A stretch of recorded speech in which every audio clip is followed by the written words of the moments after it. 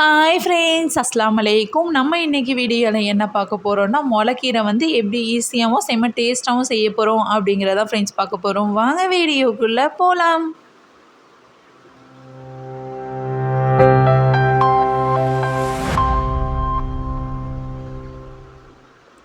ஒரு கடாய் எடுத்துக்கோங்க. கழனி தண்ணி இருக்கு இல்லையா ஃப்ரெண்ட்ஸ், அதை வந்து இந்த மாதிரி ஆட் பண்ணிக்கோங்க. இதுக்கு வந்து சின்ன வெங்காயம் தான் ஃப்ரெண்ட்ஸ் ரொம்பவே டேஸ்ட்டாக இருக்கும். அதனால் சின்ன வெங்காயம் முடிஞ்ச அளவு நீங்கள் ஆட் பண்ணிக்கோங்க. ஒரு காஞ்ச மிளகாய் நம்ம போட்டுக்கலாம். உங்களுக்கு எவ்வளோ தேவையோ காரத்துக்கு ஏற்ற மாதிரி நீங்கள் காஞ்ச மிளகாய் ஆட் பண்ணிக்கோங்க. கொஞ்சமாக உப்பு போட்டுக்கோங்க ஃப்ரெண்ட்ஸ். இது வந்து இந்த முளைக்கீரை வந்து ரொம்பவே உடம்புக்கு நல்லது. தேங்காய் பால் ஊற்றி சாப்பிடும்போது எல்லாருமே பருப்பு போட்டு தான் ஆக்கி சாப்பிடுவாங்க. இந்த மாதிரி ஒரு நாள் ட்ரை பண்ணி பாருங்கள். குழந்தைங்க வந்து ரொம்பவே விரும்பி சாப்பிடுவாங்க. வயிற்றில் எதுவும் புண்ணு இருந்துச்சு அப்படின்னா அதுக்கு செம்ம மருந்து இது.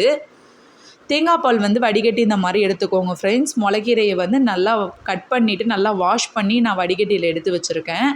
இந்த மாதிரி கொதிச்சோன்னே நம்ம வச்சுருக்கிற கீரையை வந்து அதில் ஆட் பண்ணிடலாம். வயிற்று புண்ணெல்லாம் அப்படி ஆற்றும் ஃப்ரெண்ட்ஸ். ஒரு வாட்டி கண்டிப்பாக இதை ட்ரை பண்ணி பார்த்துட்டு எனக்கு கமெண்ட் செக்ஷனில் கமெண்ட் பண்ணுங்கள். சூப்பராக இருக்கும். குழந்தைங்க ரொம்பவே விரும்பி சாப்பிடுவாங்க. இந்த மாதிரி நல்லா வதக்கி விட்டுருங்க. பாருங்கள் ஃப்ரெண்ட்ஸ், கீரை வந்து வெந்து வந்துருச்சு. இந்த ஸ்டேஜில் வந்து நம்ம தேங்காய் பால் ஊற்றிட்டு உடனே அடுப்பை வந்து ஆஃப் பண்ணிடணும். அடுப்பு வந்து ஆனில் இருக்கவே கூடாது. இது வந்து உடம்புக்கு ரொம்பவே நல்லது. ஒரு ஒயிட் ரைஸ் வடித்து கூட நம்ம வீட்டில் அதாவது இந்த மாதிரி செஞ்சு சாப்பிட்டோன்னா ரொம்பவே உடம்புக்கு நல்லது. செம்ம டேஸ்ட்டாகவும் இருக்கும். ஒன் டைம் நீங்கள் செஞ்சு பார்த்துட்டு எனக்கு கண்டிப்பாக கமெண்ட் செக்ஷனில் கமெண்ட் பண்ணுங்கள்.